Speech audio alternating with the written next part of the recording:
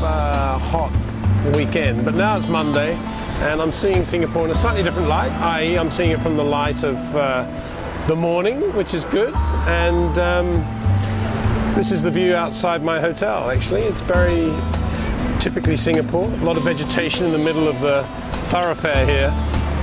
And in amongst the panda bear banners, which are always nice to see, of course, Singapore welcomes Kai Kai. We see lots of stuff too for the Grand Prix. The Pretenders, just one of the groups that were performing at Marina Bay. And the TV network I was working for this weekend, GPTV, was working in harmony with two presenters, basically handling all the entertainment side of it. So it was a real all-embracing coverage of the Grand Prix from the racing perspective, pit lane, paddock, etc. And lots of fun going on. That was a brilliant weekend, actually. It was a great example of how a big city can take over a Grand Prix. And I say all that because we've got Austin coming up, and one assumes it's going to be exactly the same in Austin. The entire city is going to take over the race, as Singapore does. No surprise, they've signed for another 5 years here. It's a wonderful city. It's just the right size for a Grand Prix. And the people here have just embraced it. Everybody to whom I spoke said they just loved it. Anyway, what I do love about Singapore is its history. I love its location, obviously. Well, I'm not that big a fan of the heat and the humidity, I must say, but before going back to England, it's going to be wonderful just to experience this day of sunshine. Well, here we are walking along down towards the track from my hotel. I haven't travelled very far, actually, but look what is here. This is the Raffles Hotel.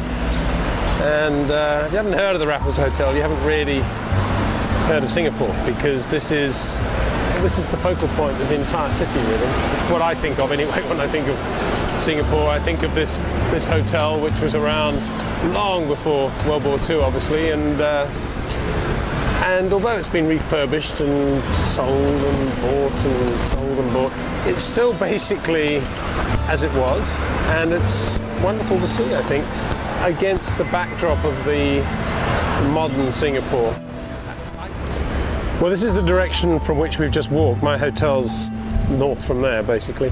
And we've walked down here, and here we are already on the Formula One track. But there it is, flush against the Singapore of everyday life.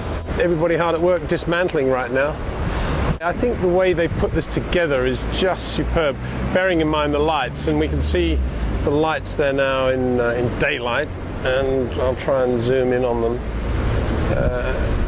Nothing particularly special given the 21st century's technology level, but all credit to Maoli and everyone behind that, because they've just been bulletproof for the first 5 years of the Singapore Grand Prix. As we walk to the track each day, I always thought this was a particularly nice little VIP area.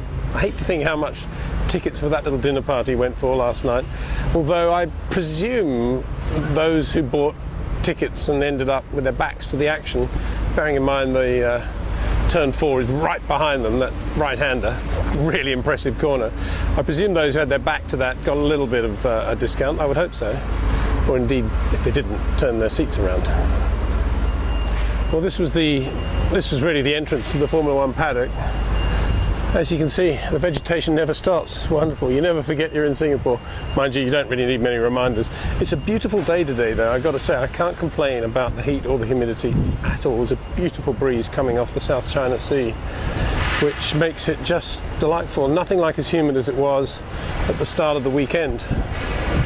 But this is where they all came. I mean, the really big stars were delivered in limos and cars with dark windows just outside, but most of the drivers and certainly all the team players all walked here yesterday. This was the security, or the entrance to the paddock, where they had the swipe card system as usual. But when all the teams started arriving, which they basically do at the same time, the queue, the lineup was just ridiculous. And those certain teams just stuck with it and were patient, kind of, and that was it. But then some of them sussed out that there was another entrance to the paddock just round here, which actually is where that guy's going a bit too quickly, ridiculous. Which is where we entered, because this is the back of the TV compound, and it was a much quicker way to get into the circuit. And by race, there was a little entrance here as well, with the same security, the same entrance system. And I noticed that Red Bull sussed that out quite quickly, and also McLaren on race day used this entrance to the paddock. Not glamorous, away from all the autograph hunters and the photographers, but got the job done. Here we are actually at the base of that Singapore flyer now, which pretty, well, I can't even get it in one shot really. It's enormous. That's right by the circuit, so that's one of the landmarks of the Singapore Grand Prix, and we've seen it in many, many photographs. This white tent here actually was my office with a team of people for the weekend.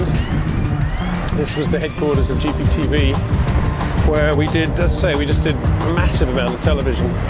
Formula One, well, Formula One all the time, but integrated into that all the support races as well. There was nothing but features and interviews. And, as I said before, all the music coming from the other side of the circuit. I'll just go in and see if there's anybody here that we recognise. Wow, look at all the cases, yeah, just having a bit of a laugh. One thing that you never really get used to in these tropical countries is you never get used to the contrast between the heat outside and the incredible air conditioning levels they have inside.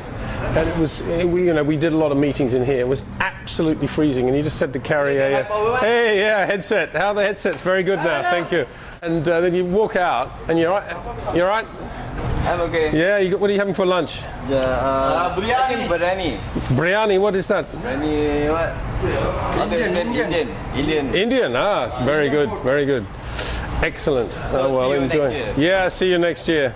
But the thing was, the biggest problem was that the sunglasses then misted up because of the change in temperature.